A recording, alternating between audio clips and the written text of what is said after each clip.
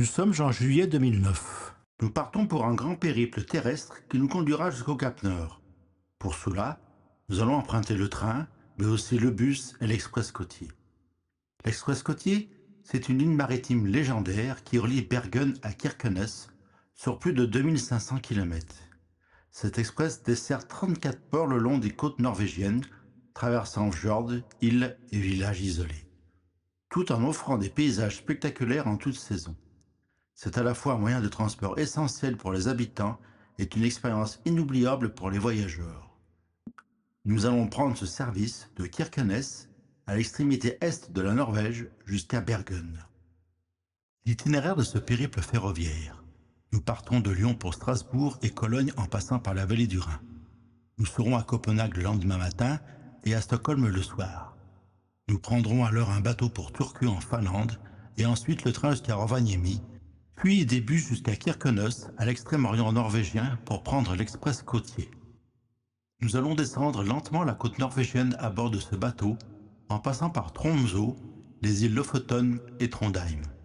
Une fois arrivés à Bergen, nous prendrons le train pour Oslo et nous continuerons pour entrer par Copenhague, Cologne, Strasbourg et Lyon. Un magnifique voyage de près de 8000 km à travers toute l'Europe du Nord.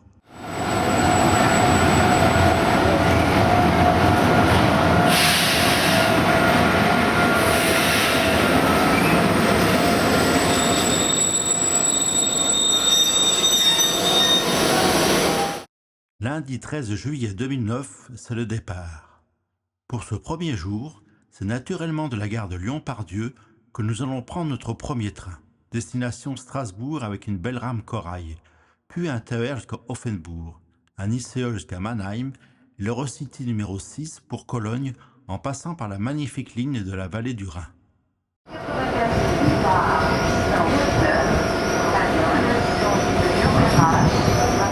Un peu avant 9h30, notre train corail Lyon-Perrache-Strasbourg fait son entrée en gare de Lyon-Part-Dieu sur la voie A. Il est long, les voitures sont propres et les vitres ont toutes l'air en bon état.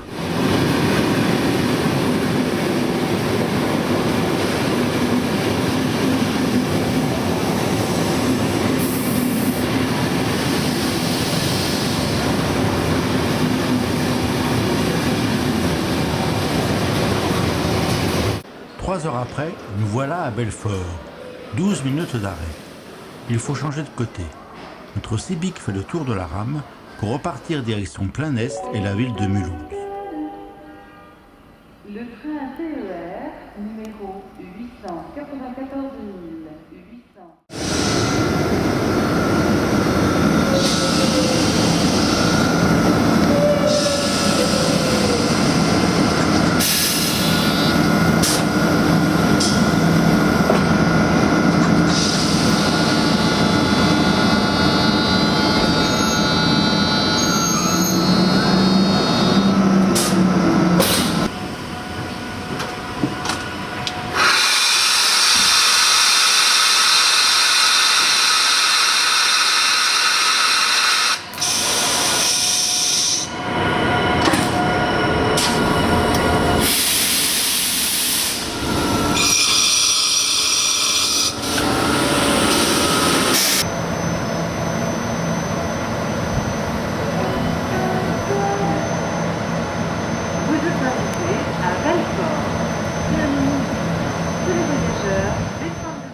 Nous voilà à Strasbourg. Nous sommes arrivés à l'heure. Un voyage bien paisible et tranquille, sans grande affluence voyageur.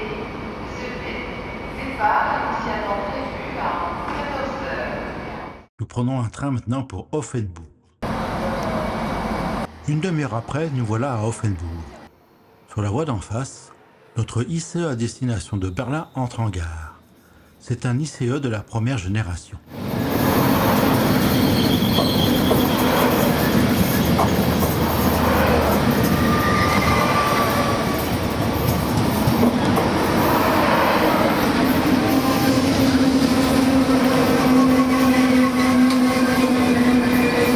À 16h30, nous sommes à Mannheim. Nous descendons. Les correspondances sont bien faites. Sur la voie d'en face, il y a un ICE pour Cologne, notre destination du jour, mais nous le prendrons pas. En effet, nous préférons attendre l'Eurocity 6 qui vient de Zurich et qui va à Hambourg. C'est un train classique. C'est un vestige des TE Edelweiss et Rheingold.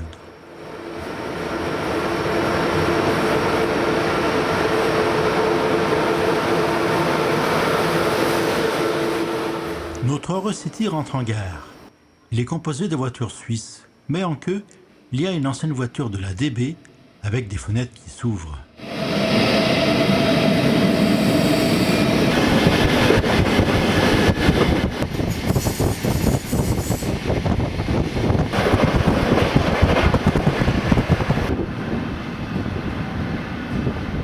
Notre prochaine gare est Mayence. Nous traversons le Rhin juste avant d'arriver en gare.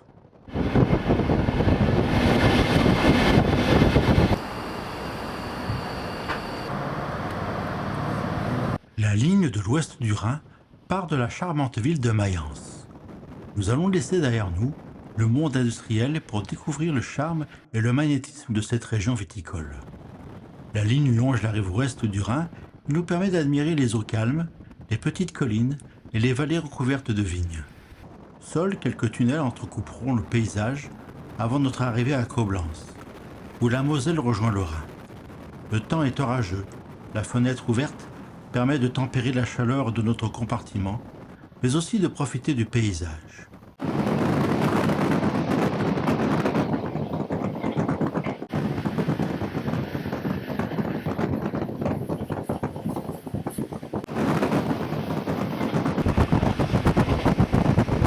Nous voyons de nombreux bateaux de croisière qui naviguent sur cette portion du Rhin. Nous passons par les villes de Cologne et Bonn, l'ancienne capitale de la RFA, avant d'arriver à Cologne.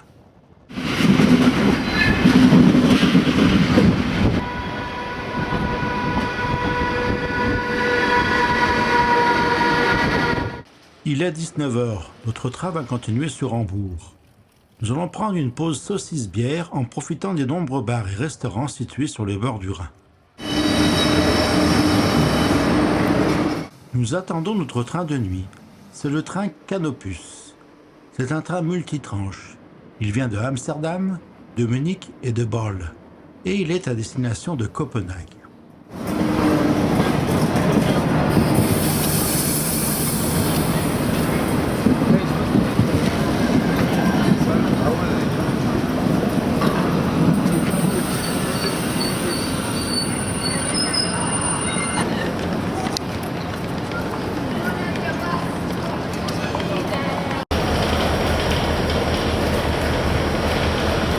Mardi 14 juillet. Nous sommes à Copenhague à 9h59 et bien à l'heure. Le voyage s'est passé sans encombre, le train était plein. Nous avons juste le temps d'une petite pause déjeuner-café sans nous éterniser, car nous prenons un train direct pour Stockholm qui part à 12h19.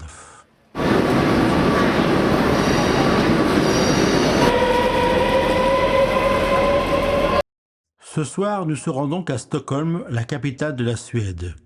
Le X2000 de la compagnie suédoise va passer par Malmö, Alvesta, Norrköping pour une arrivée vers 18h à Stockholm. Il est 12h10, notre rame se met en place. On a vu des dégustations.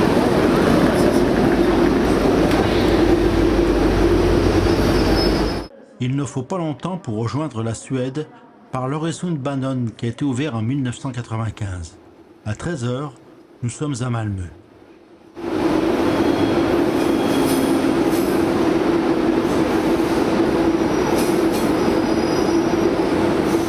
Nous roulons à bord du SJ 2000, aussi dénommé X2000 ou ASEA X2.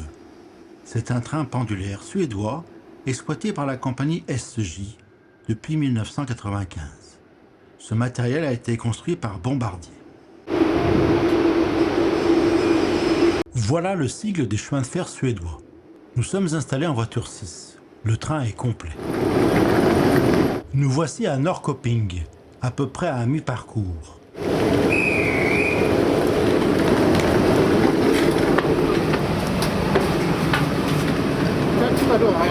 Nous arrivons à Stockholm avec une demi-heure de retard. Il est 18h05.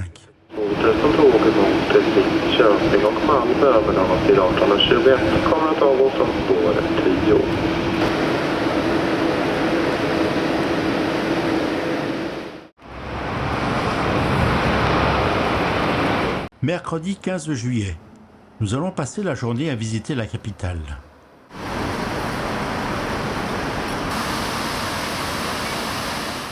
Stockholm est la plus grande ville et la capitale de la Suède. Elle est le siège du gouvernement et du Parlement, ainsi que le lieu de résidence officielle du roi de Suède. La ville de Stockholm comporte 962 000 habitants. Le Grand Stockholm, quant à lui, couvre la majeure partie du comté de Stockholm, a une population de 2 136 000 habitants sur une superficie de près de 6 500 km². Située au bord de la mer Baltique, la ville est construite en partie sur plusieurs îles, à l'embouchure du lac Mälar, ce qui lui a valu, à l'instar d'autres cités européennes, son surnom de la Venise du Nord. Nous observons le Palais Royal, mais il est l'heure de la relève de la garde en musique.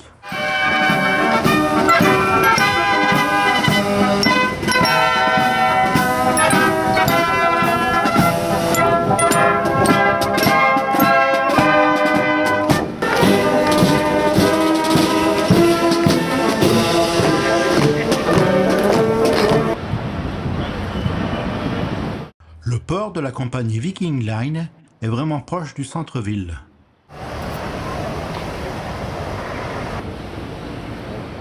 Dans une des cours du château ouverte au public, nous avons droit à une parade de la musique militaire.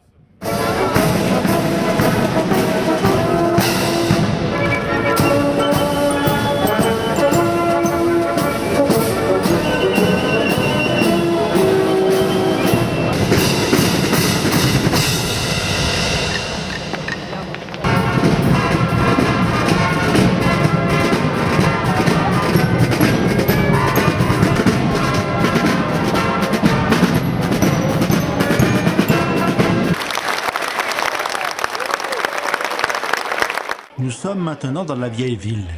Elle comporte de nombreux bâtiments historiques, religieux et culturels, comme le musée Nobel, la maison de la noblesse, la cathédrale de Stockholm et l'église Riddarholmen. Mais surtout le palais royal, construit au XVIIe siècle sur les décombres du précédent palais qui avait brûlé. La place pittoresque, située au centre de la vieille ville, porte le nom de Stortorget. Elle comporte sur les côtés de nombreux commerces, ainsi que le vieux bâtiment de la bourse de Stockholm, le siège de l'Académie suédoise. Ces maisons aux façades hautes et étroites, peintes en ocre et en rouge, témoignent de la présence allemande passée.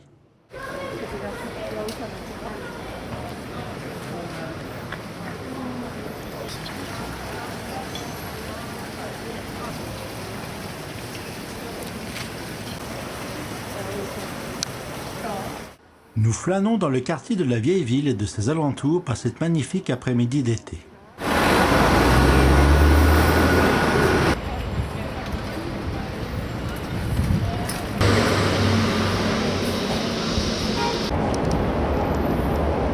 Plus tard, nous passons sous le chemin de fer pour rejoindre l'hôtel de ville. La gare centrale, juste à côté, porte vraiment bien son nom.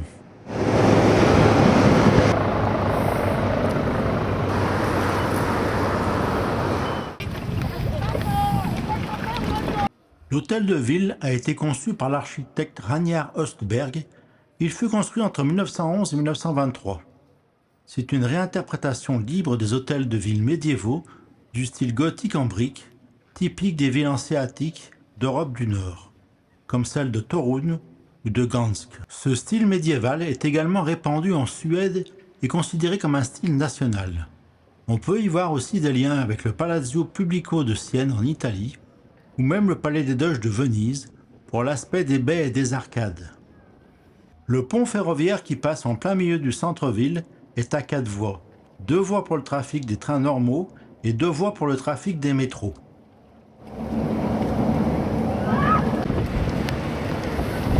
Nous sommes maintenant à proximité du Palais de la Diète nationale de Suède. C'est le siège du Parlement suédois. Il est situé sur un îlot dans le centre historique de Stockholm.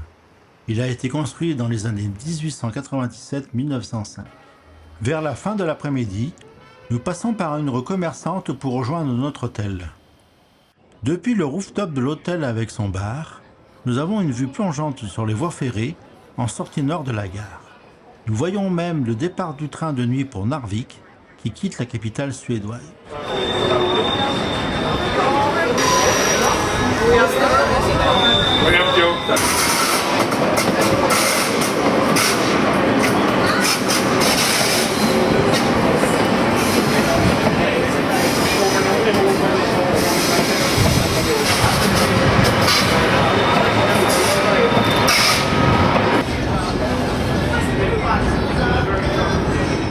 Le trafic est important et il y a encore, à ma grande surprise, beaucoup de rames tractées avec des antiques petites bébés électriques construites par le consortium ASEA.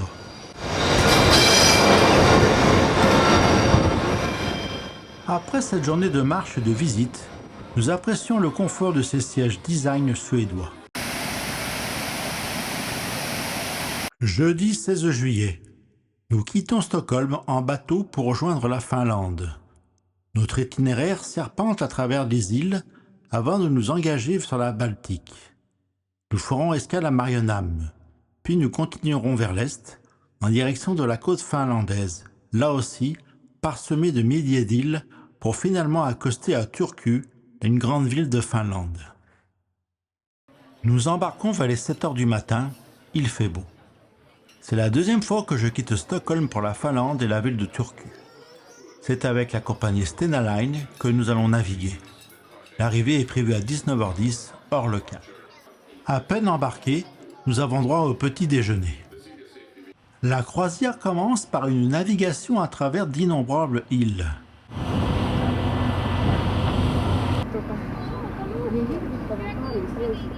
Nous croisons le bateau qui a fait la traversée dans le sens inverse. Celui-là est parti de Helsinki hier soir. L'emblème de la compagnie Stena Line est un petit phoque. Le bac routier attend notre passage avant de reprendre sa navigation.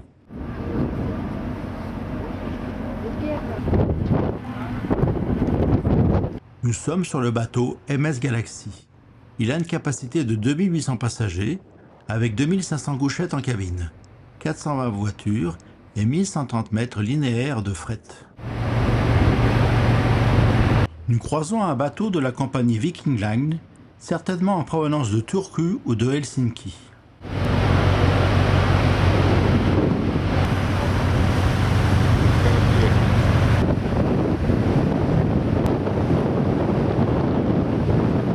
C'est maintenant un bateau de la compagnie Tallink qui vient de Tallinn ou de Riga.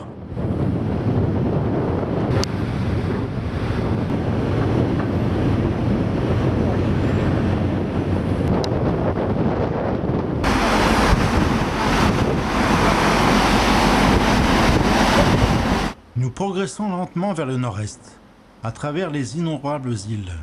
Il fait beau et chaud. Le paysage est magnifique, avec de l'eau, des forêts et plein de maisons cachées dans les bois. Nous sommes installés à l'arrière du bateau. Il y a moins d'air. Nous pouvons contempler le paysage tout en profitant du soleil.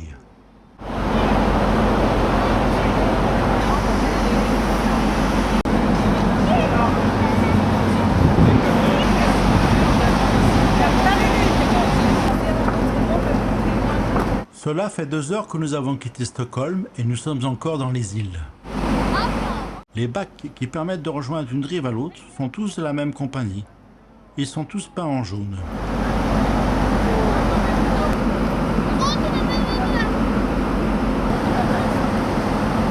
Les gens qui vivent ici sont vraiment proches de la nature.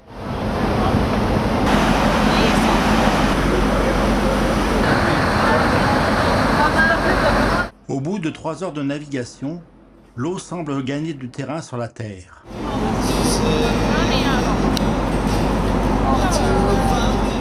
Il est plus de 10 heures. Le soleil est maintenant plus haut dans le ciel. Les brumes se sont dissipées. Maintenant, les couleurs sont vraiment magnifiques avec de beaux contrastes. Un bac, encore une fois jaune, relie les 2 dernières îles avant que l'on rejoigne la Baltique pour de bon.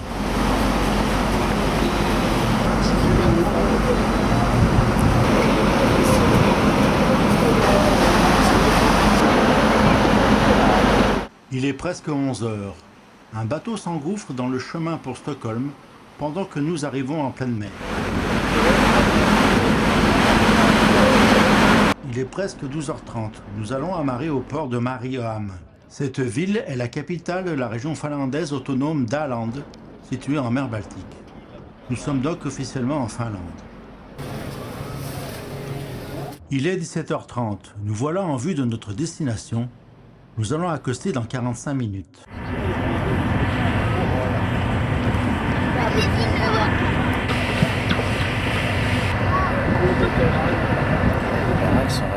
Comme sur le côté suédois, mais sur une distance beaucoup plus courte, nous slalomons entre les îles avant d'arriver au port de Turku.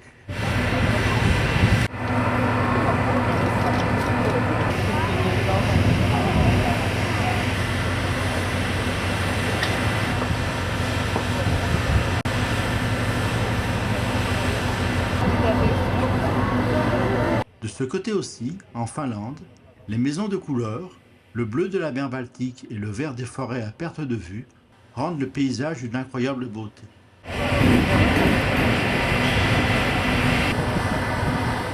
Nous arrivons à Turku après plus de 11 heures de navigation. Il est 19h15, nous devons avancer nos montres de 1 heure. Il y a une gare ferroviaire en correspondance directe avec les bateaux. Voilà, il est 19h08, nous venons d'accoster. Turku est la 6e ville de Finlande avec plus de 200 000 habitants. Nous sommes au sud-ouest du pays et à plus de 250 km à l'ouest de la capitale.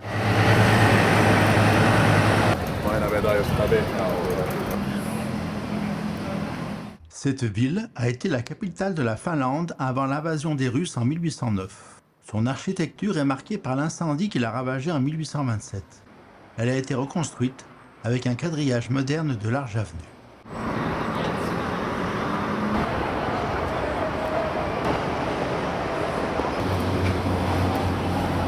Il est très agréable de se promener au bord de la rivière. Nous sommes au nord de l'Europe et il est mi-juillet. Le soleil va donc se coucher très tard.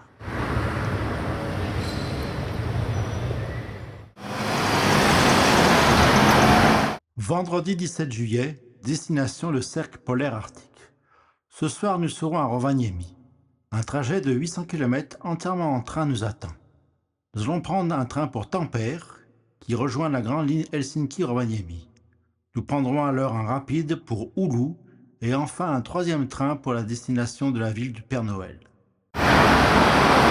Il fait beau et il fait déjà chaud. Nous avons de la chance avec le temps depuis notre départ. Notre train part à 10h05. Nous voilà donc en gare de Turku.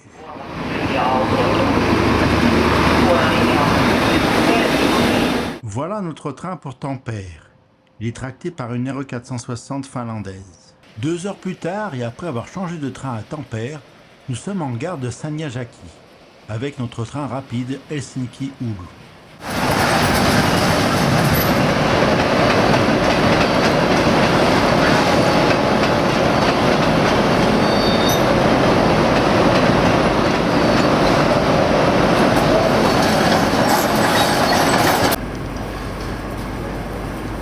Nous filons vers le nord.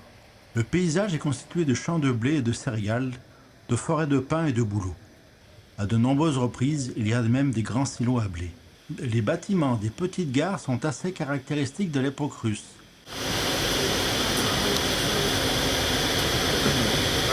Nous voici en gare de Kokoba. Une locomotive à vapeur est exposée en souvenir du passé.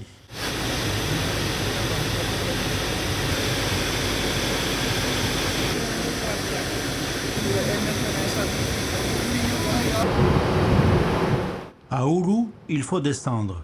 Notre belle rame moderne ne va pas plus loin. Notre prochain train pour Rovaniemi partira à 17h27.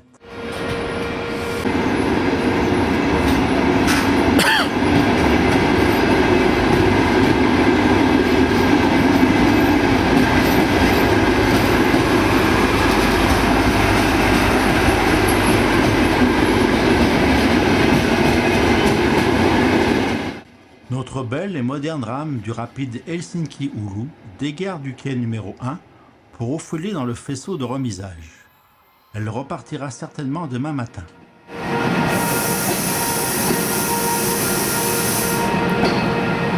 Notre train pour Rovaniemi entre en gare. Il vient de Kajaani, une ville située au centre du pays. Ce train est composé de 8 voitures tractées par une ancienne locomotive électrique. Les voitures ne sont pas climatisées, nous avons donc des fenêtres qui s'ouvrent.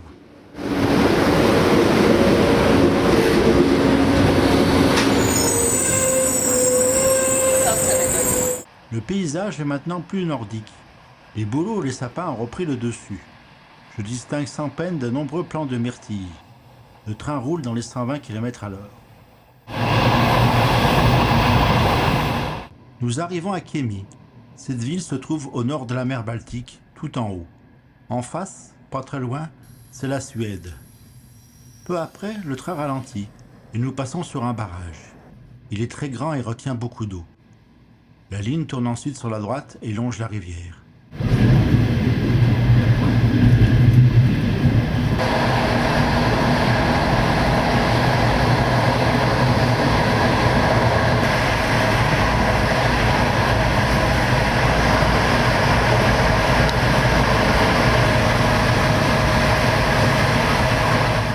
Le paysage est toujours aussi joli, peut-être un peu plus grâce aux couleurs du soir. Les petites maisons rouges ressortent mieux au bord de la rivière. Nous croisons plus tard un train de nuit pour Helsinki dans une petite gare.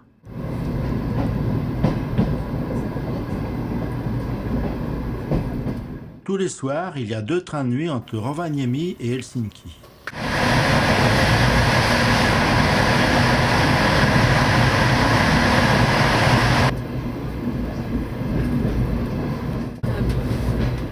Nous arrivons à Rovaniemi, il est presque 20 h, le temps est frisqué.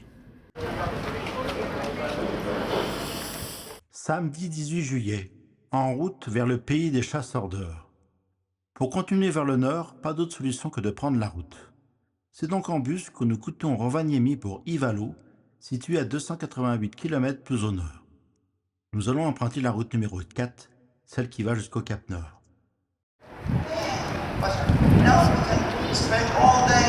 Dans la rue piétonne, une animation est en place pour faire découvrir les joies des sports d'hiver. Il y a un renne qui est exposé, et des gens ont revêtu le costume d'époque. Il y a une démonstration de sculpture sur glace, mais il y a quand même peu de spectateurs. Nous sommes samedi, peut-être qu'il y aura foule ce soir. Le bus part à 11h45, il va jusqu'au Cap Nord. Nous descendrons à Ivalo, 288 km plus au nord, il sera 16h. Nous avons fait du chemin depuis Lyon, car nous sommes maintenant plus qu'à 303 km de Mourmansk. Ivalo est le principal centre administratif et commercial de la municipalité d'Inari, à l'extrême nord de la Finlande, en Laponie. Inaro compte 3000 habitants. Nous faisons escale dans ce village, car le bus qui va à Kirkenes, le point de départ de l'express côtier en ce qui nous concerne, quitte Ivalo demain matin à 8 h. La seule solution pour le prendre est de dormir sur place.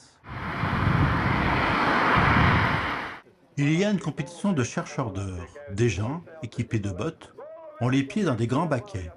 Ils ont des seaux de sable devant eux. Au top départ, ils doivent recueillir le plus d'or possible dans un minimum de temps.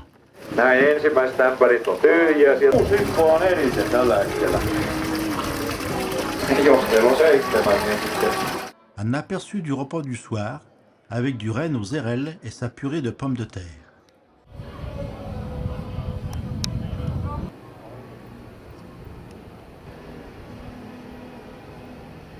Juste derrière le restaurant, il y a la rivière calme et paisible. Il y a aussi un parc fleuri, aménagé par l'hôtel. Nous sommes samedi soir, c'est la fête dans le restaurant. Des orchestres défilent sur la scène, c'est le folk musical happening.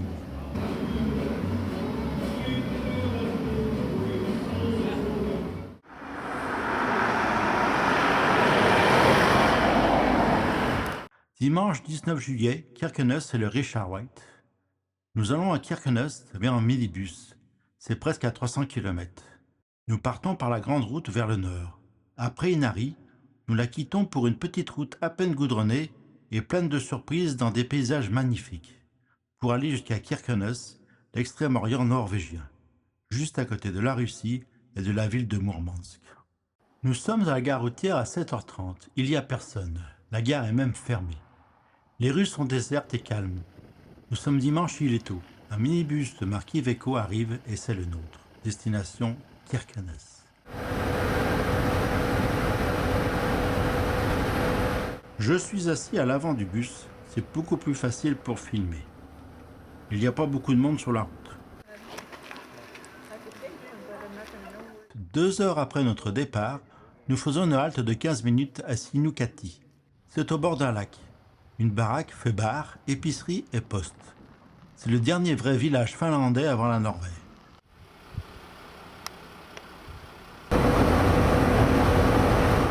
Nous sommes maintenant en Norvège. Nous récupérons la grande route qui longe la côte depuis Narvik.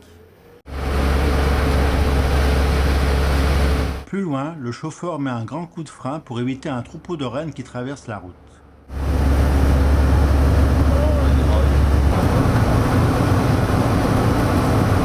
Nous sommes maintenant en vue de Kirkenes.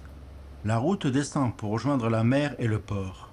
Nous arrivons à 10h30 heure locale. Le trajet a duré 3h30.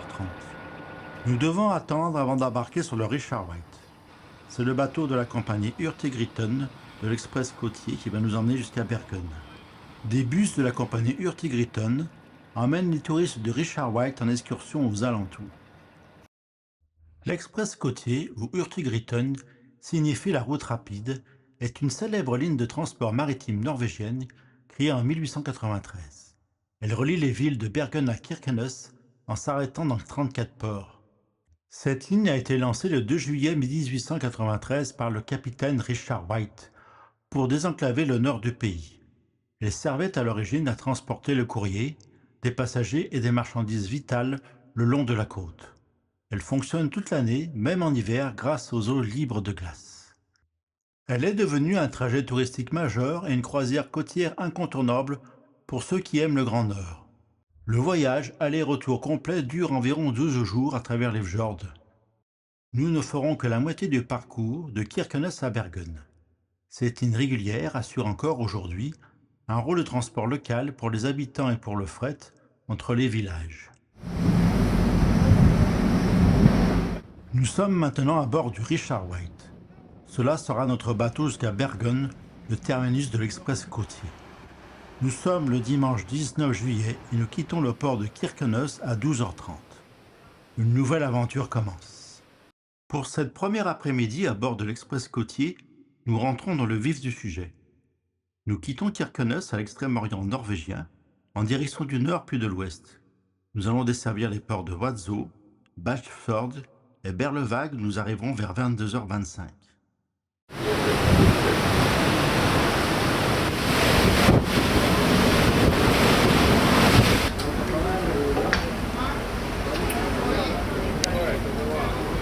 À 16h05, nous sommes en vue de notre première étape, Vardø.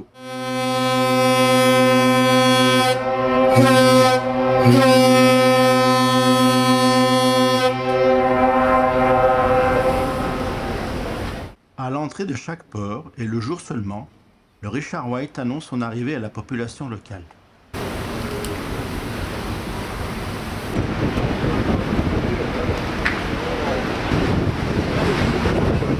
Nous faisons une escale de 55 minutes. J'en profite pour descendre à terre et faire un tour de cette petite ville.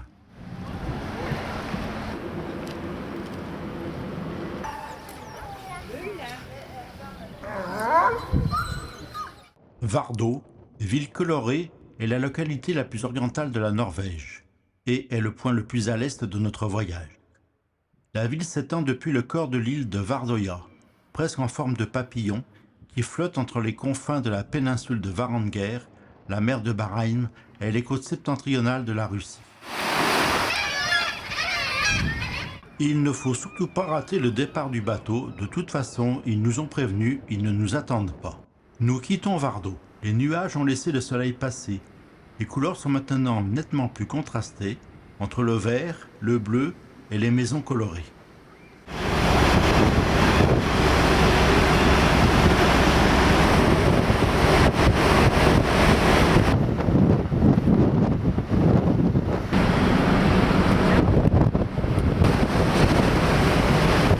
Comme il fait vraiment pas chaud, je me suis réfugié dans l'espace panoramique à l'intérieur du bateau.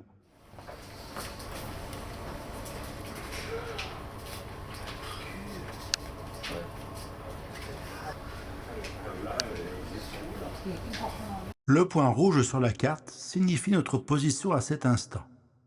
Nous sommes vraiment à l'est du Cap Nord, dans des contrées lointaines de l'Europe, en pleine mer de Barents.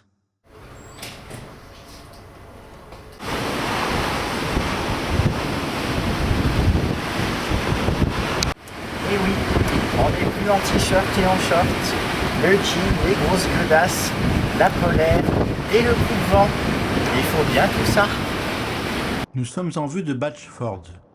Nous devons accoster à 20h pour une escale de 30 minutes.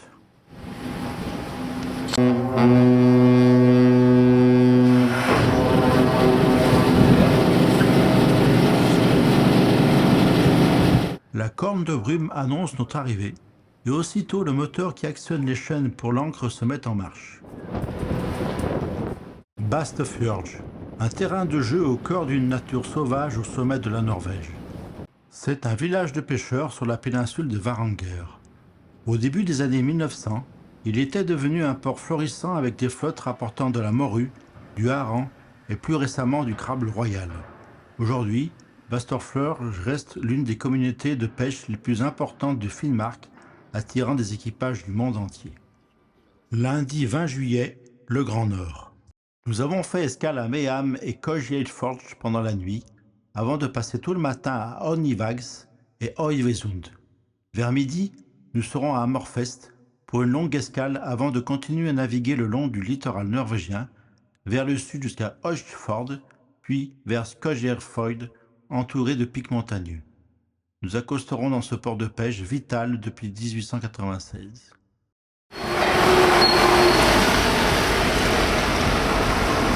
Il est 8h lorsque nous faisons escale à Høyvoisund. C'est un village de pêcheurs isolé du Finnmark, entouré de falaises maritimes, d'oiseaux de mer, d'éoliennes et d'histoires de survie.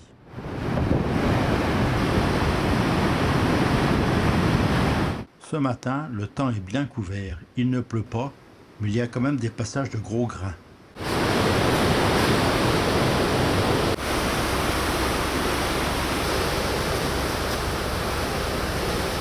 Önskar vi välkommen till Hammerfest. Hammerfest är en viktig fiskeriby och handelscentrum i Västfinnmark. Nous arrivons à Hammerfest à 11h. L'escale sera de 1h45. À 70,7 degrés de latitude nord, Hammerfest est une ville arctique pleine de vie.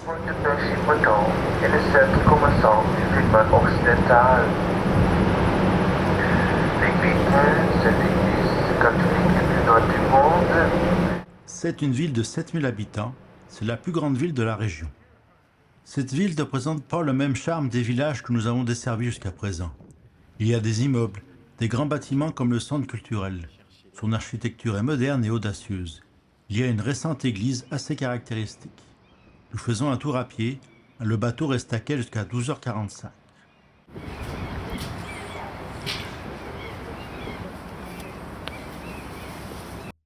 Nous quittons Hammerfest à 12h45 pour arriver à Østfjord à 15h50.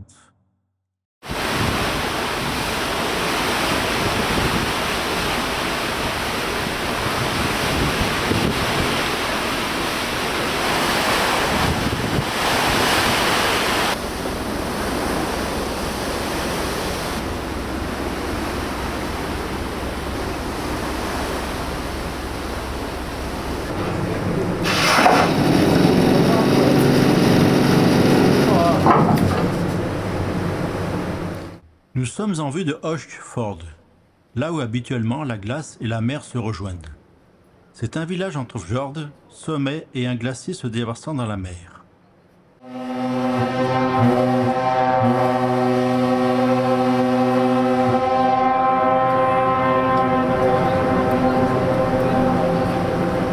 Ce petit village, avec à peine quelques cafés et pubs, ne fait qu'effleurer les paysages sauvages qui l'entourent, comprenant le seul glacier de Norvège continentale qui vèle dans l'océan. Ici aussi, l'activité principale pour ses habitants est la pêche. L'Express côtier joue pleinement son rôle pour la desserte des voyageurs et des marchandises.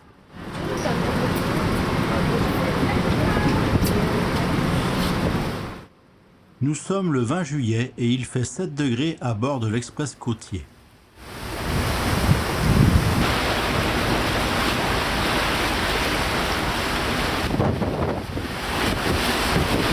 Nous sommes à Skøjervøy à 19h30 pour une escale de 15 minutes. Skøjervøy s'étend le long d'une baie sur la côte et d'une île du même nom, entourée de sommets acérés et de mers glacées.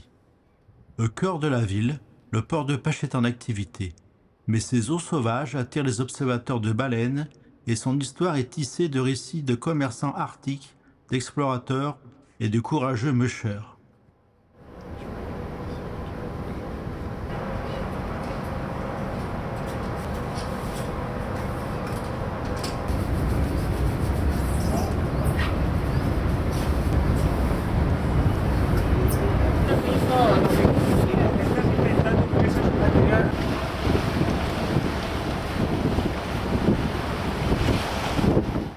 À 20h30, nous sommes à notre table pour le repas du soir. Nous avons commandé 2 verres de vin rouge. Donc tous les soirs, c'est à la même table. Donc on a du bol parce que c'est grand et on est juste à côté d'une fenêtre. Les repas sont très bons.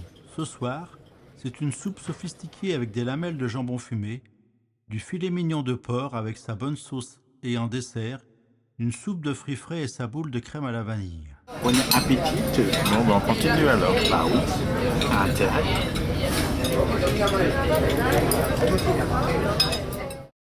Notre prochaine escale est dans 4 heures et c'est la grande ville du nord de Tromsø. En chemin, nous allons apercevoir les Alpes de Lyngen qui comptent certains des plus hauts sommets de Norvège.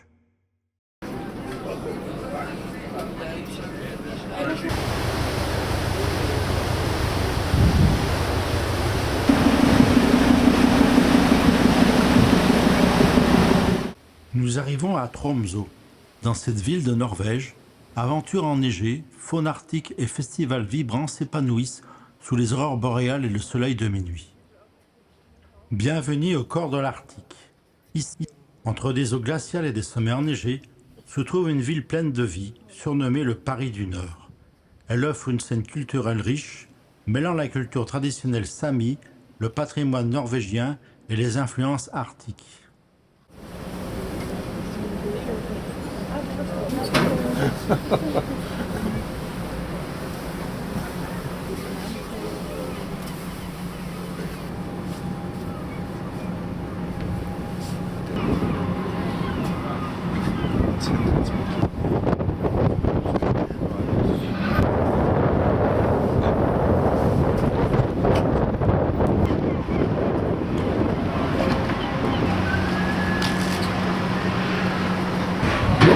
Bonne nuit, parce que contrairement aux apparences, c'est minuit moins 10.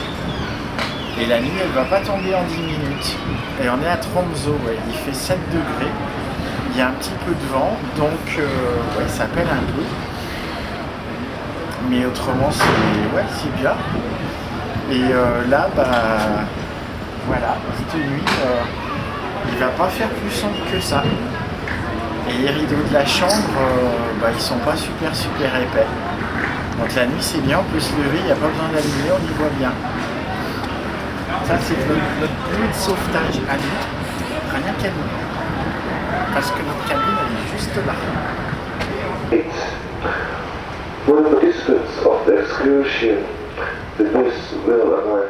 Mardi 21 juillet. Après Finnsnes tôt le matin, le navire fera escale à Harstad. Viendra ensuite le plus petit port d'escale, Risøhamn, puis Sortland, où le paysage se transforme lentement, passant de collines à des montagnes de 1000 mètres d'altitude. C'est à Stokmarknes que le capitaine Richard White a fondé la ligne de l'Express côtier en 1893. Nous y ferons escale. Nous passerons par le détroit de Ralfsund pour aller ensuite au Lofoten. Nous arrivons à Slovaer dans la soirée. Le navire se dirigera alors vers Stamsund en passant devant les falaises géantes du granit du mur des Lofoten, puis le retour sur le continent par la ville de Bodø, que nous accosterons demain matin. Nous sommes à Harstad, il est 8 h du matin, l'escale est de 30 minutes. Tous les jours, l'Express côtier circule. C'est un service régulier, donc toutes les 12 heures environ, nous croisons un express qui va dans le sens inverse. Comme la flotte du Hurtigruten est disparate, le Lofoten que nous voyons ici est un service Hurtigruten qui va vers le nord.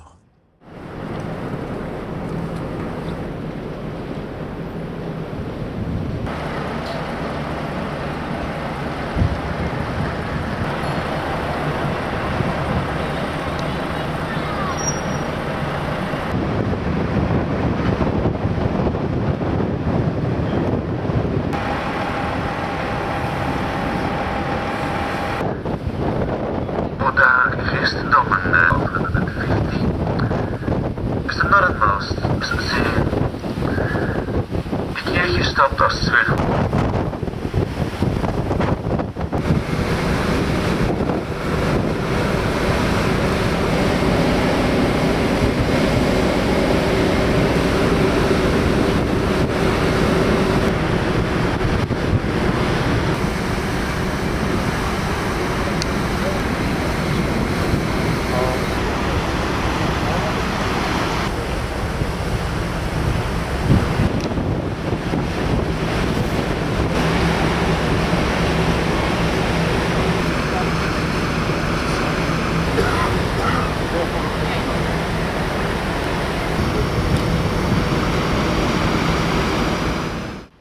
Niché sur la côte sud de l'île d'Andoya, dans les îles Westeralen, Risøya est un havre de pêche chargé d'histoire. Ce petit village de pêcheurs, qui compte environ 200 habitants, est entouré de tourbières, de marais et de landes dorées par les murs arctiques. Les 15 minutes d'arrêt sont bien suffisantes pour charger une grande quantité de palettes de sacs de feuilles, d'engrais ou de terre. Le chargement des voitures s'effectue aussi assez lentement. Le bateau repart avec plus de 30 minutes de retard en direction de la prochaine escale, Sortland. On se réchauffe au bar du pont 7, il est fermé. Aujourd'hui, il y a du monde sur notre bateau, nous avons fait le plein.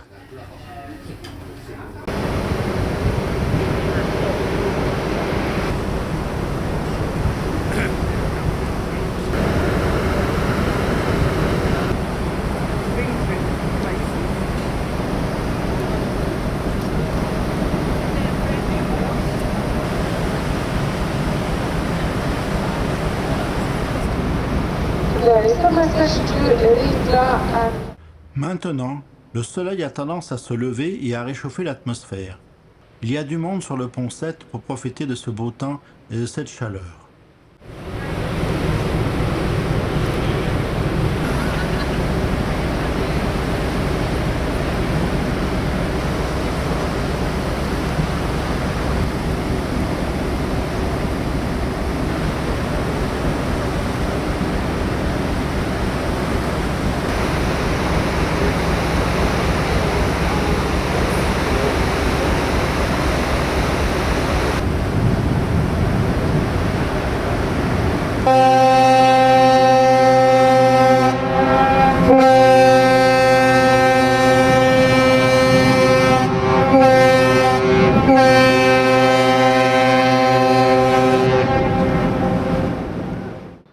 Nous arrivons à Sortland, la ville bleue.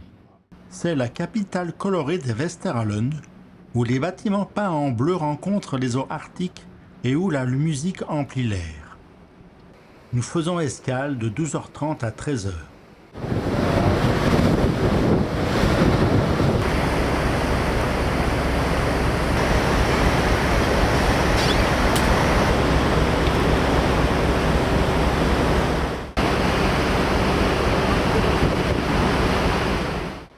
Cet après-midi, le soleil et le ciel bleu remportent la partie. Nous sommes sur le pont. Le Sundeck se remplit.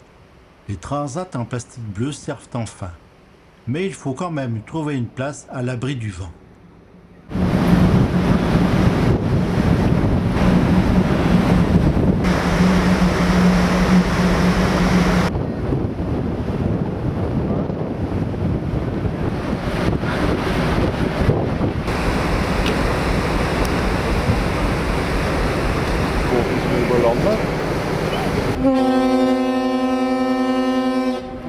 Nous arrivons à Stokmarknes, le berceau de Hurtigruten. La pittoresque communauté insulaire a inspiré le fondateur visionnaire il y a plus de 130 ans, Richard White. S'étendant sur les îles de Heideseroy et de Borøya, cette communauté de pêcheurs traditionnels est l'endroit où leur capitaine Richard White a relevé le défi de relier de manière sûre et fiable les communautés le long de la côte accidentée de Norvège, la deuxième plus longue côte du monde.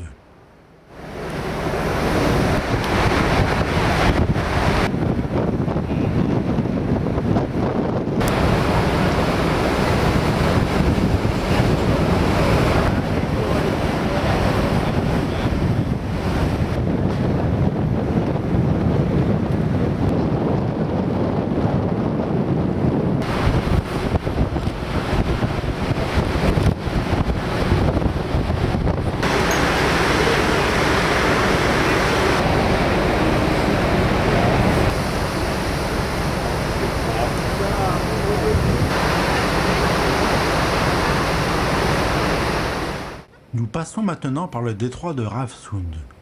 Nous sommes gâtés. Le soleil brille et le ciel est bleu. Quelle chance pour cette partie du voyage. Le bateau se faufile entre deux grandes îles. L'eau est d'un bleu limpide. Les îles sont différentes. Une est bien verte avec des arbres.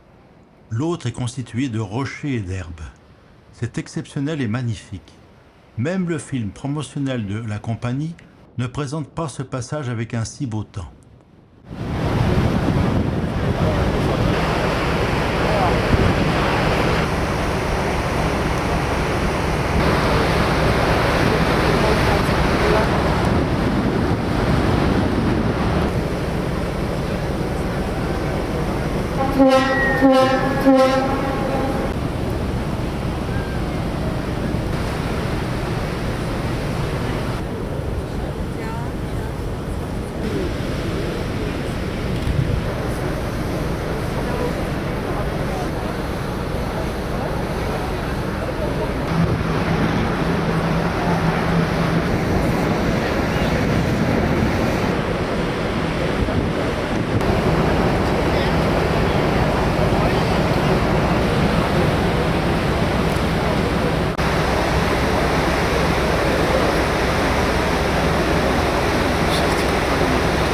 Un transportement en voguant est organisé pour les voyageurs d'une excursion. Juste après, notre Richard White se faufile dans l'un des sites exceptionnels de la Norvège, le Trollfjord.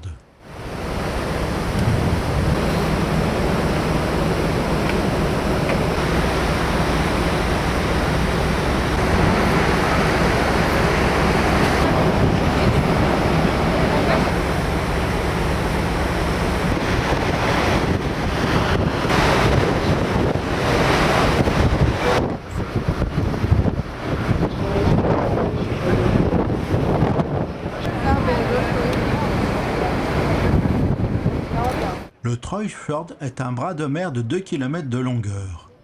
Il n'abrite aucune habitation et n'est desservi par aucune route. Les falaises lisses et polies du côté nord sont constituées de mosonite, la roche la plus ancienne de Norvège.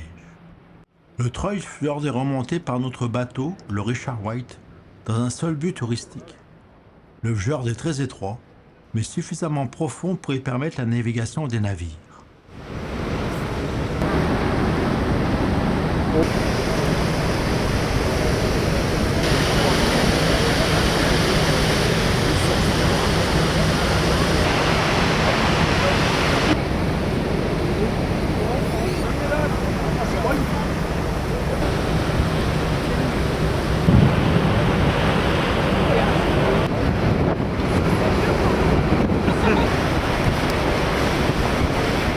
Nous sommes maintenant sortis du détroit de Ravsund. Il fait toujours aussi beau, les couleurs sont toujours aussi belles. Nous mettons le cap sur Slovaër, la ville principale des îles Lofoten.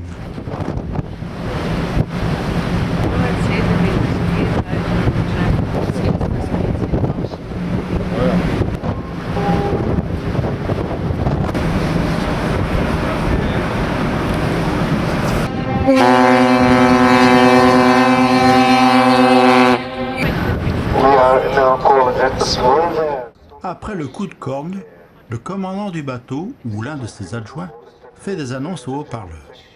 Il les fait en norvégien, en anglais, en allemand, puis en français. Il donne des indications sommaires sur l'escale et sur sa durée.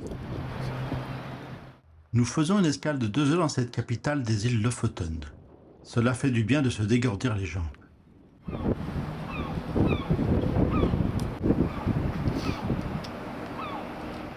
À 22h15, nous sommes à Stamsund, un village portuaire paisible au Lofoten, où la morue sèche au vent, les kayaks glissent sur des eaux calmes et où la vie suit le rythme des marées. Beaucoup de voyageurs nous rejoignent. Ils doivent aller à Bodø, notre prochaine étape sur le continent. Ces 2 bus rapportent les touristes à notre bateau.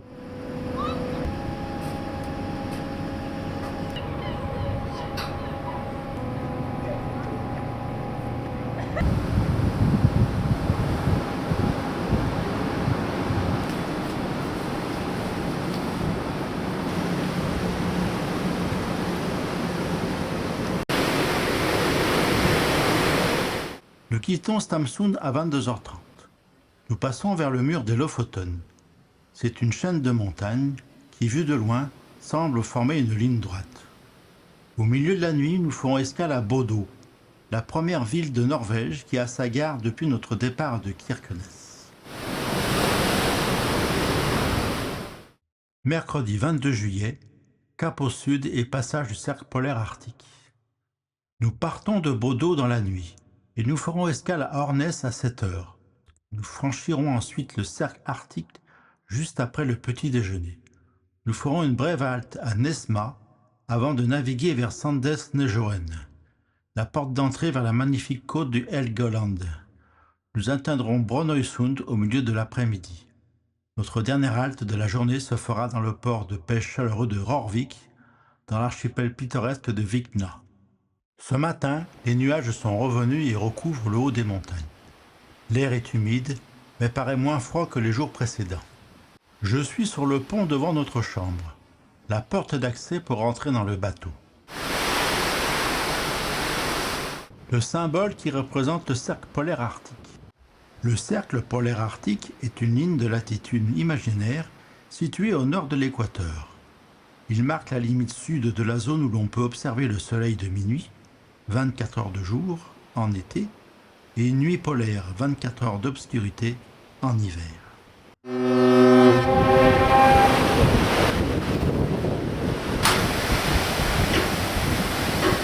Nous poursuivons vers le sud.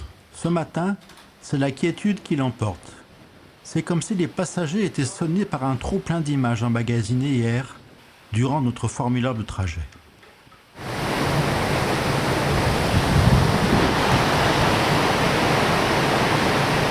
Nous voguons tout aussi paisiblement que les autres jours. La mer est plate et calme. Nous passons entre les îles dans une sorte de grand et large chenal.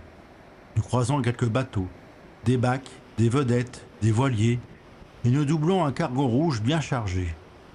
Les nuages se sont un peu élevés dans le ciel. L'horizon est plus lointaine, nous voyons mieux les montagnes.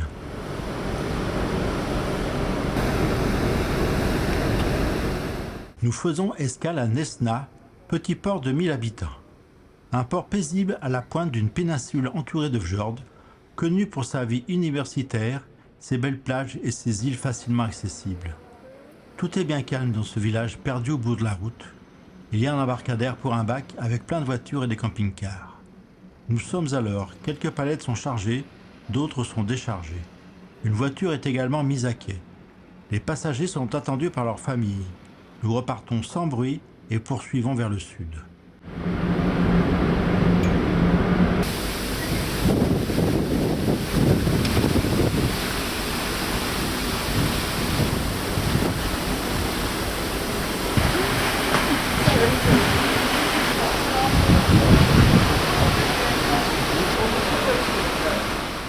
Nous arrivons à 12h30 à Sandnes-Nesjøen. C'est un port de pêche tranquille au pied des montagnes des Sept Sœurs. Nous descendons marcher un peu. Il y a une rue piétonne que tout le monde emprunte.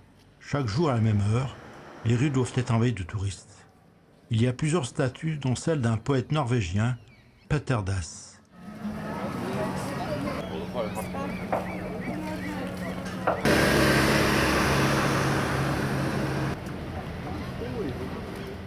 Le Richard White a été construit en 1993. Il peut accueillir jusqu'à 492 passagers dans 199 cabines.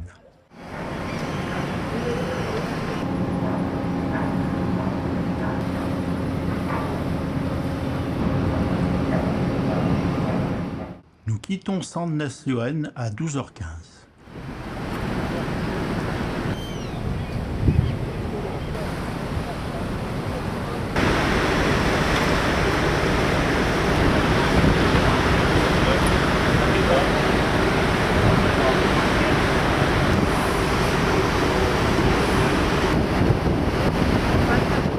Cet après-midi, le paysage est très beau. Impossible de faire la sieste, il faut garder un œil ouvert. Nous longeons à bâbord comme à tribord des îles avec des caractéristiques différentes, avec ou sans arbres et rochers. Parfois, des maisons sont construites sur le bord. Il y a aussi des minuscules villages avec leurs petits ports.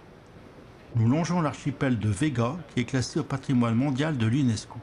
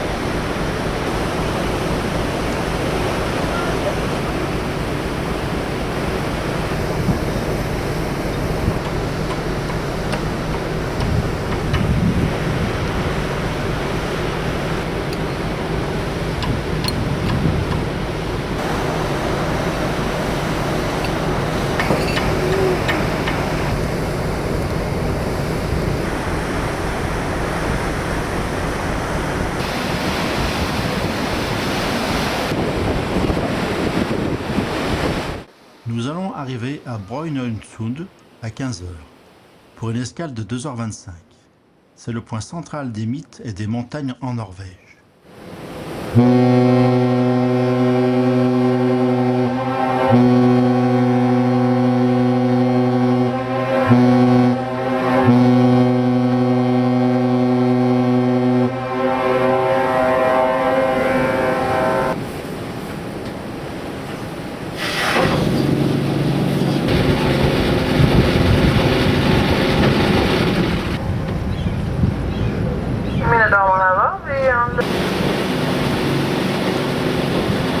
Brønnøysund est une charmante petite ville au riche passé, à l'atmosphère maritime et dotée d'une montagne légendaire. Située à mi-chemin le long de la côte norvégienne, juste au sud du cercle polaire arctique, cette petite ville portuaire est étirée le long d'une étroite péninsule. L'eau façonne la vie ici, depuis les marées qui viennent lécher ses rivages, jusqu'au mythe ancien qui entoure Thorgarten, la montagne percée située à proximité.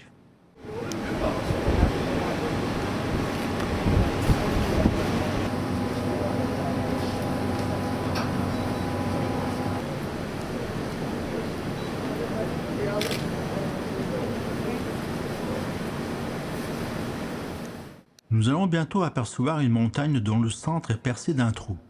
Il s'agit de Thorhatton, dont l'histoire est aussi spectaculaire que la vue qu'elle offre. La légende de la montagne Thorhatton trouve ses racines dans la mythologie norvégienne. Au centre de cette formation emblématique de 258 mètres se trouve un trou de 160 mètres de long sur 20 mètres de large et 35 mètres de haut, si grand qu'on pourrait y faire naviguer un bateau Hurtigruten.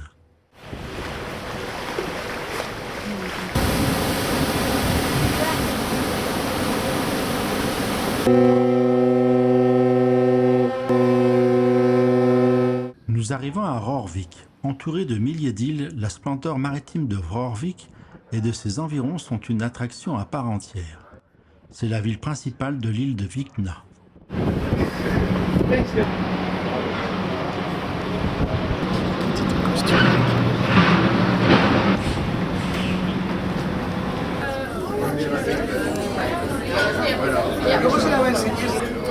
Alors ce soir c'est l'avant-dernier soir sur le bateau.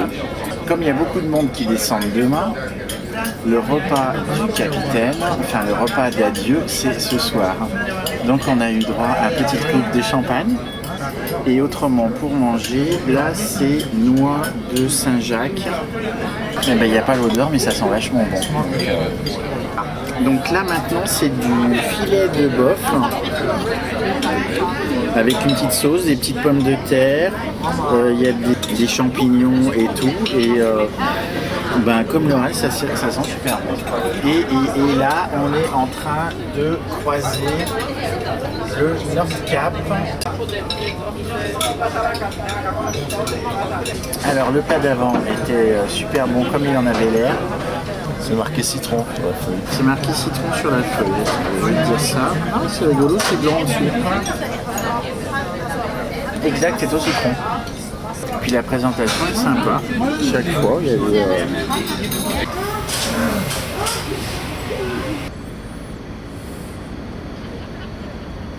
Jeudi 23 juillet, nous sommes à Trondheim. Nous avons accosté à 6h30 pour une longue escale de plus de 3 heures.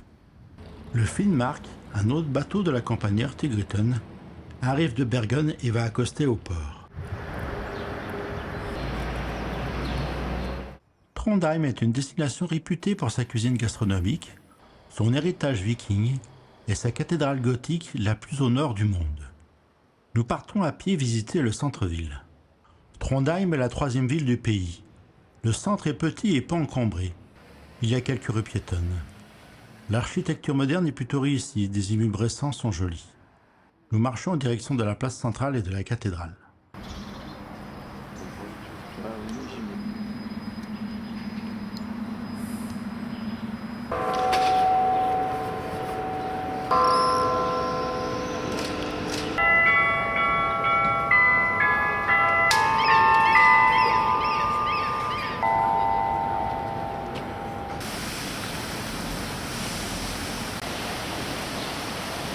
Nous retrouvons le port et le Richard White.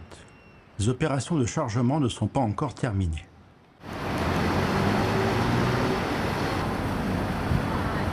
Nous quittons Trondheim vers les 10h du matin. Il faut sortir de ce dédale de Fjord pour récupérer la mer et mettre le cap au sud sur Kristiansand, puis Molde. Cela sera la dernière journée complète sur le Richard White.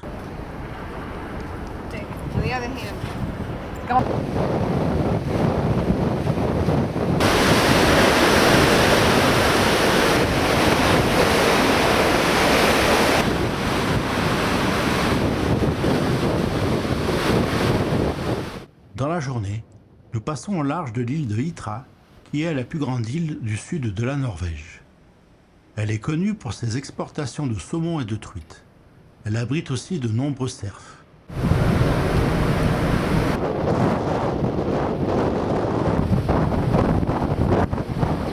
Il est 17h, nous arrivons à Kristiansund. Cette ville se trouve au fond d'un fjord. Kristiansund s'étend sur 4 îles. Son économie repose sur le bacalao, de la morue séchée et salée, appelée ici clipfish.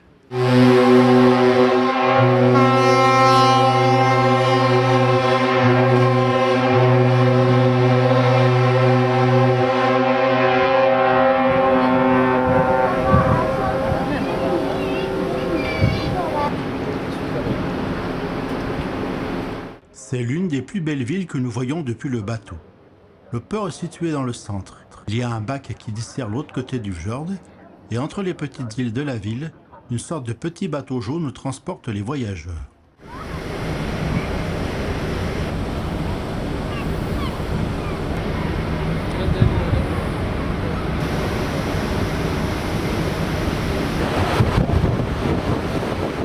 Une fois sortis du fjord, nous mettons le cap vers le sud, à bâbord la côte, à tribord l'océan.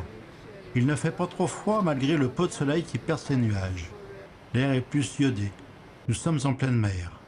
Nous longeons la côte un moment avec, à l'horizon, les grandes montagnes recouvertes de neige. En mer, il y a plein de petits îlots, des rochers, il y a de l'écume.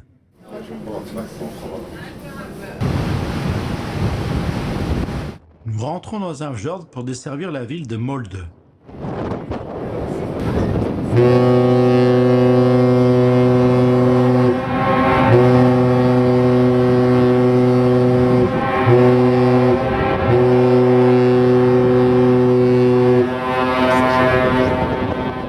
Molde est une ville de 19 000 habitants. En arrivant, un immeuble représentant une voile de bateau brille de toutes ses fenêtres. Juste après, un stadium couvert trône au bord de la mer. Cette commune paraît bien riche et pleine d'audace pour autoriser une architecture comme celle-là.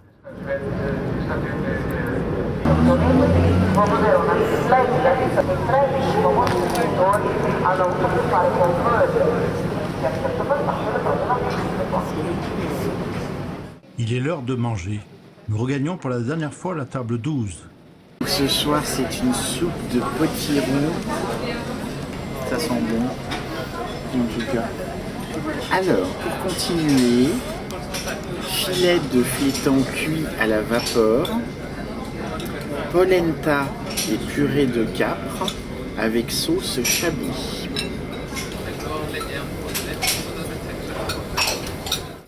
En dessert, c'est un coulis de fruits rouges, une fraise et un flan. Vendredi 24 juillet. Adieu Richard White, bonjour Bergen.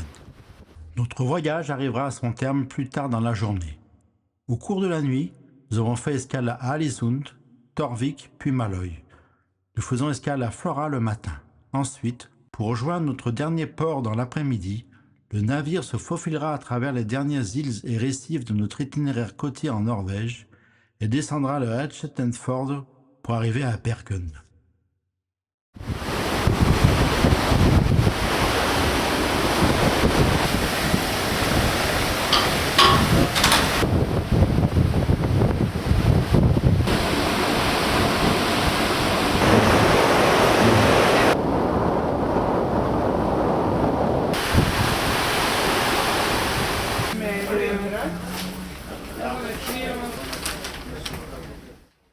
Pour cette dernière journée, nous voguons vers le sud, d'abord dans des fjords larges et majestueux, puis à travers de nombreuses îles et îlots. Comme hier, le commandant doit avoir les yeux bien ouverts pour suivre les petites balises blanches avec le petit toit rouge. Elles ressemblent à des gros champignons.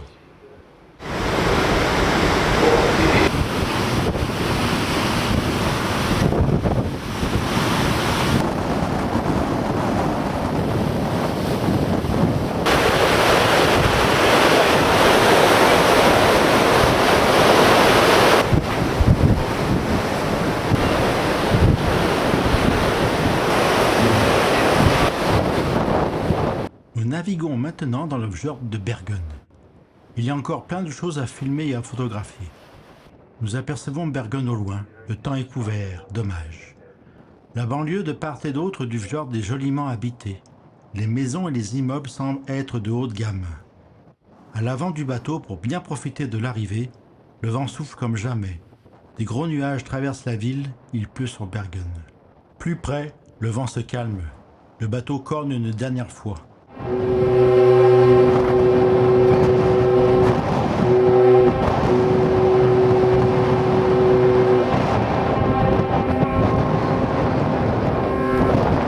Nous arrivons. Depuis le bateau, Bergen semble joli. Nous accostons en marche arrière le quai Hurtigruten. Comme cela, le bateau sera prêt à repartir ce soir, normalement à 20h. Nous assistons à notre dernier accostage après 5 jours passés sur ce bateau. Une passerelle de type aéroport vient se mettre en place au pont 5. Nous arrivons à 14h45. C'est ainsi que se termine cette épopée fluviale à bord du Richard White. Notre express qui a descendu toute la côte norvégienne en 5 nuits. Il y a beaucoup de similitudes avec d'autres express, plus ferroviaires, qui traversent un continent comme le transsibérien. Je vous invite vivement à vivre cette expérience inoubliable. Nous voici donc à Bergen. C'est une ville du sud-ouest de la Norvège, capitale du comté de Vestland. Bergen est la deuxième ville du pays avec 280 000 habitants. C'est également une ville portuaire donnant sur la mer du Nord, une ville universitaire et un évêché.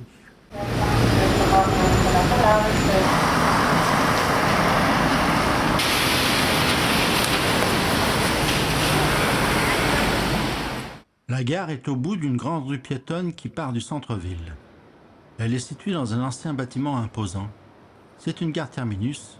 Il n'y a que 4 voies en fond de gare. Peut-être qu'il y en a sur les côtés. Une vieille automotrice rouge et blanche arrive en provenance de Myrdal.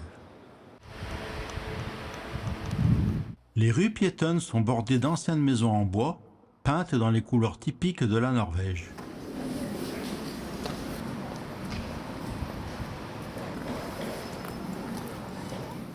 Le mont Fløyen, perché à 1050 pieds au-dessus du niveau de la mer, offre une vue imprenable sur la ville.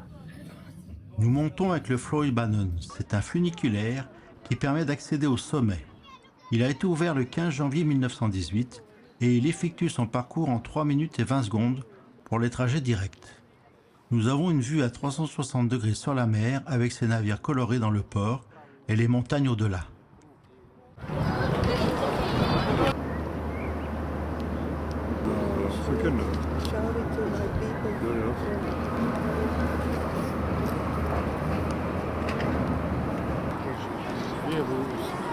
правило сплошное.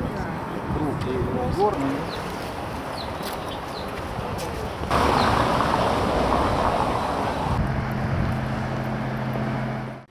Nous allons visiter Briggen. C'est un quartier portuaire historique de Bergen, une des plus anciennes cités portuaires d'Europe du Nord. Sur la côte occidentale de la Norvège, un centre de commerce établi au XIIe siècle. Briggen, le vieux quai de Bergen, rappelle l'importance de la ville comme un élément de l'empire commercial de la Ligue hanséatique du XIVe siècle au milieu du XVIe siècle. De nombreux incendies, dont le dernier en 1955, ont ravagé les maisons typiques en bois de Briggen.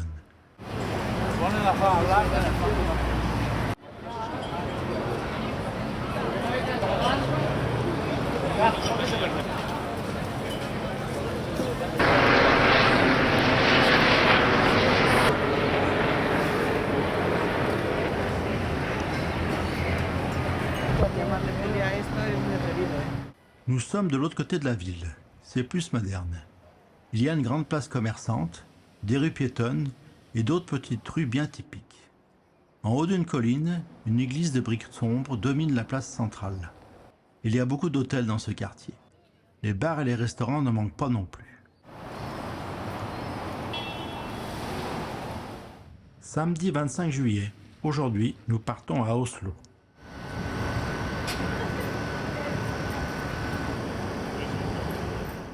Nous retrouvons le train pour rejoindre la capitale norvégienne. Nous allons emprunter une des plus belles lignes d'Europe sur 489 km à travers le pays. C'est également la plus haute ligne des chemins de fer d'Europe du Nord, atteignant 1237 mètres d'altitude au niveau du plateau de Hardangervidda. Il faudra presque 7 heures pour rejoindre la capitale à travers des paysages époustouflants. Il y a du monde en gare. Notre train partira à 10h28. Il n'y a qu'une seule ligne qui dessert Bergen avec son petit trafic de trains de banlieue.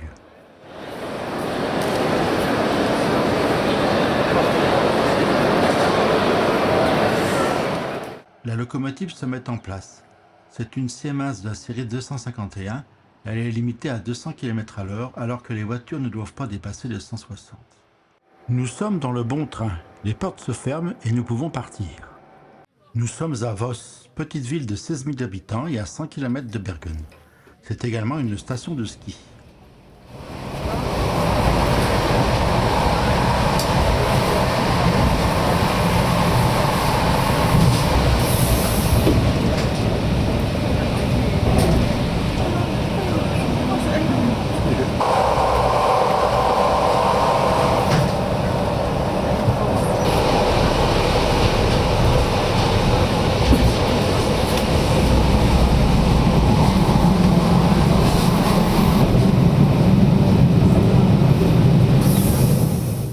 Nous voilà à Myrdal, à 867 mètres d'altitude. Cette gare est surtout faite pour rejoindre Flams avec le train. La ligne de Flams est réputée mondialement pour ses caractéristiques techniques et la beauté des paysages traversés. Myrdal n'est accessible qu'en train.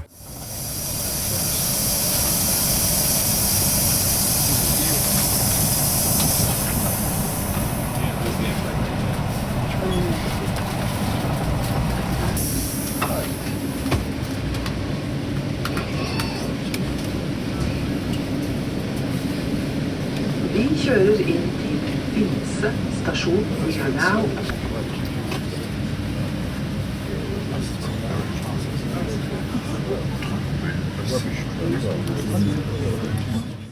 Voilà maintenant la gare de Finse. Le village s'est construit autour. Nous sommes à 1222 mètres d'altitude, faisant de Finse la plus haute gare de train de tout le réseau ferroviaire norvégien.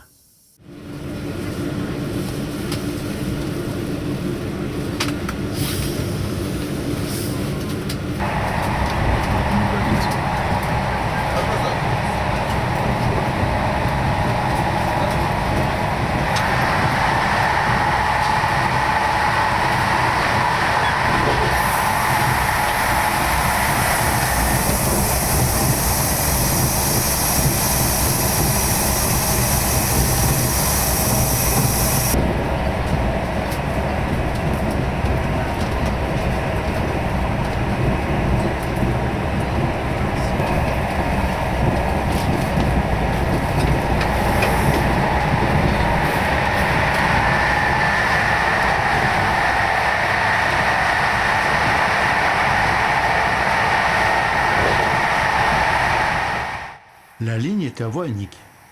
Notre train roule bien malgré l'altitude et les montagnes. L'ambiance est calme et paisible.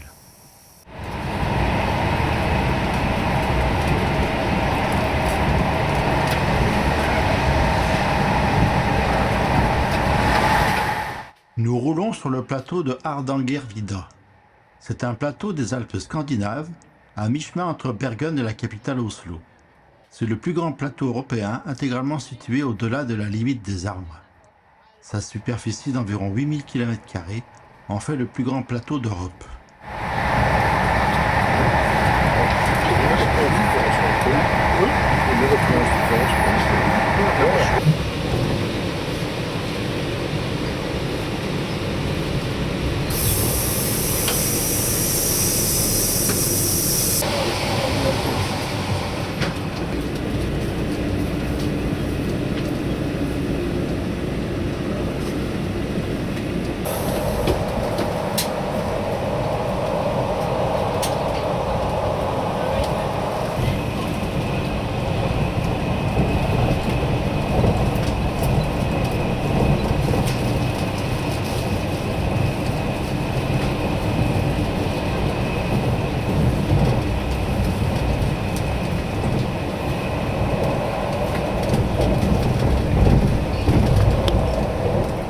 Maintenant, la ligne descend.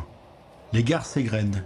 Nous passons à Gol, qui doit être une superbe station de sport d'hiver.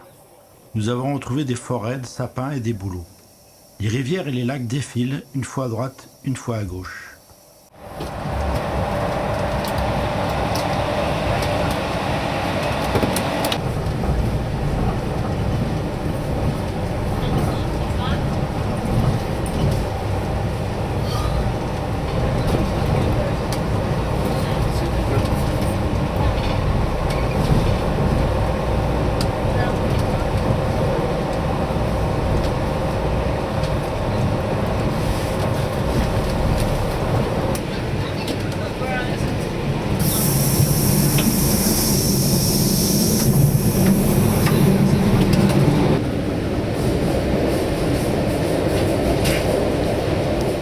Durant le trajet, nous avons eu tout type de temps, du beau soleil au passage nuageux jusqu'à la grosse averse.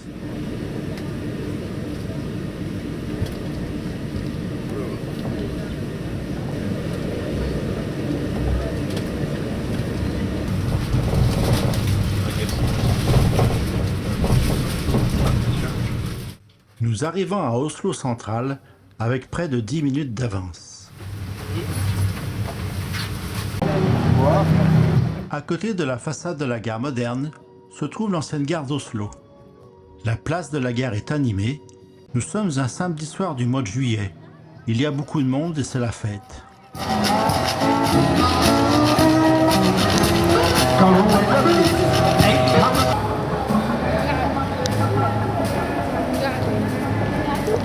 Oslo est située sur les rives de la mer du Nord, à la limite d'un fjord qui porte son nom. Ville moderne, elle laisse la part belle à la nature avec ses nombreux parcs, ses 343 lacs et ses collines verdoyantes aux alentours. Elle couvre une superficie de 454 km² et plus de 730 000 habitants vivent ici.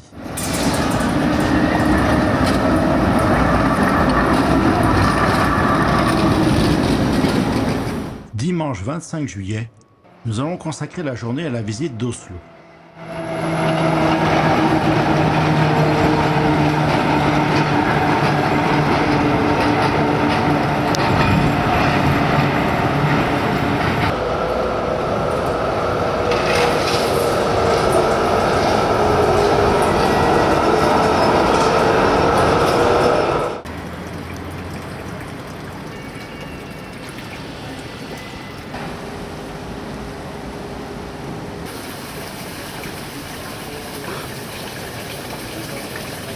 Quoi de mieux pour visiter la ville que de le faire en empruntant ce tramway historique qui emprunte un itinéraire particulier.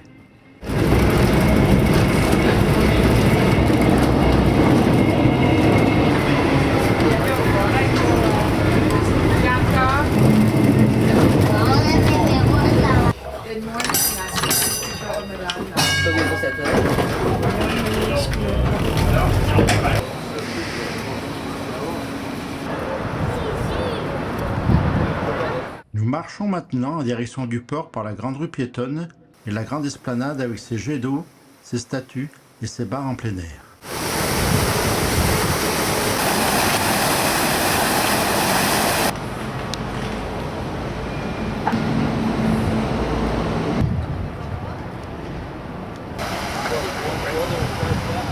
Nous passons devant la mairie avec son architecture particulière.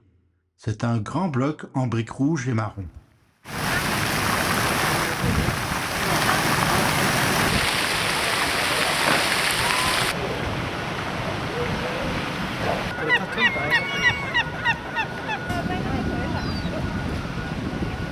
Le Centre Nobel de la Paix est l'établissement dans lequel est représenté le prix Nobel de la Paix et les idéaux qu'il véhicule.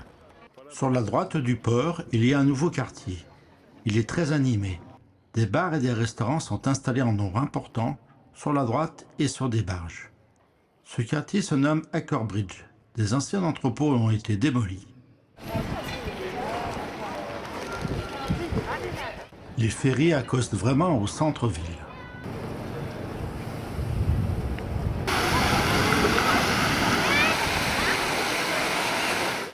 Nous prenons le bateau-bus pour la presqu'île. Il est le musée Fram et le musée des embarcations vikings.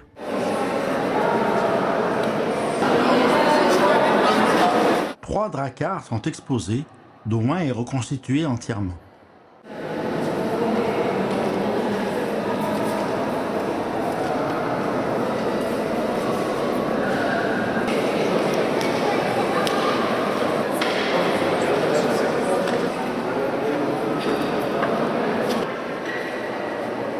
Il y a aussi plein de pièces présentées sous verre, comme des traîneaux, des pièces du drakkar, des ustensiles de cuisine, de la tapisserie, etc. Le bois était alors extrêmement bien travaillé pour représenter des motifs très fins. Il y a aussi des représentations de têtes de monstres avec des grandes dents. Cela devait impressionner leurs ennemis.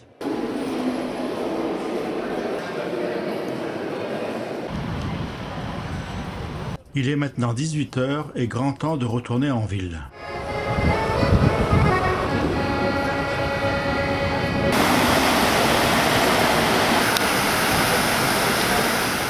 Lundi 27 juillet, il est temps de penser à rentrer. Nous allons partir avec le train de 7 heures pour Göteborg. Une rame rouge ABB Siemens arrive avec ses voyageurs. C'est notre train.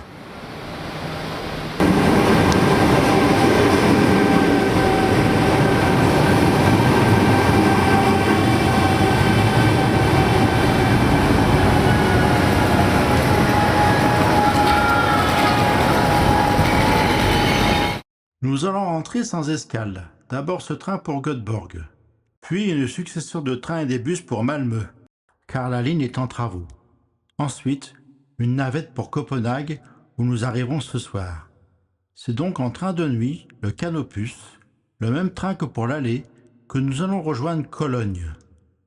Un ICE pour Mannheim et un autre pour Offenbourg. Une navette pour Strasbourg et enfin le train Corail pour Mulhouse, Belfort, Besançon, Lons-le-Saunier, Bourg-en-Bresse et Lyon.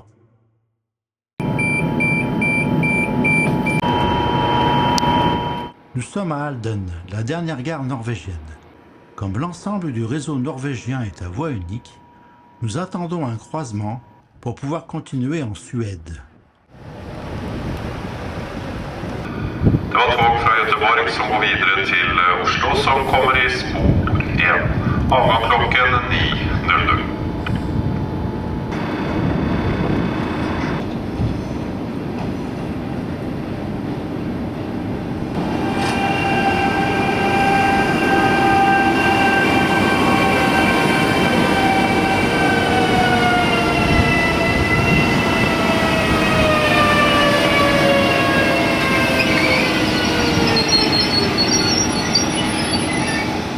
À Göteborg, en Suède, le réseau est privatisé depuis longtemps, ce qui a fait la joie à Veolia et Hector Ray de faire rouler des trains.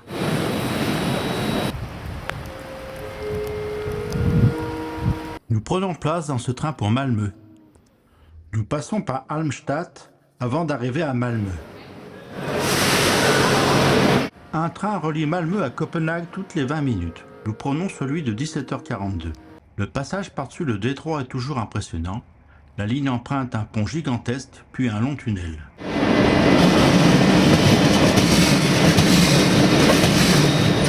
Nous voici à Copenhague Central, en bout de quai pour observer le trafic.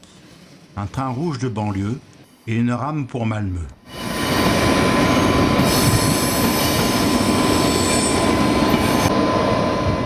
Le train dénommé Canopus que nous allons emprunter. Il va à Bâle, Munich, Amsterdam. Ce train est complet. Nous sommes dans la tranche Amsterdam et nous descendrons à Cologne.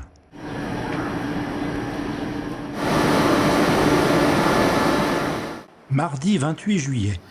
Il est 9h30, nous sommes à Mannheim. Le voyage de nuit s'est bien passé en couchette à 4 et nous sommes arrivés qu'avec 10 minutes de retard à Cologne. L'ICE, en provenance de Berlin pour Interlaken en Suisse, entre en gare. Nous allons le prendre jusqu'à Offenbourg.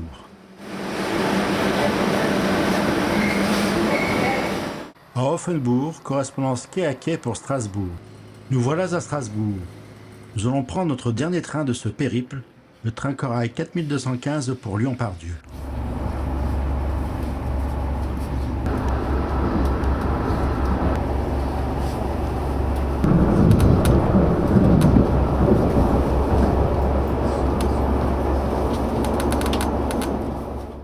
Après avoir traversé une moitié de la France sur 500 km avec ses paysages magnifiques, et après 5 heures de trajet, nous arrivons au terminus de notre train et de notre voyage, Lyon-Part-Dieu. Nous sommes bien à l'heure. Il faut quitter la quiétude de notre voiture Corail. En quelques instants, le train arrivera en gare de Lyon-Part-Dieu sans terminus. Avant de quitter votre place, assurez-vous d'avoir rien oublié à bord.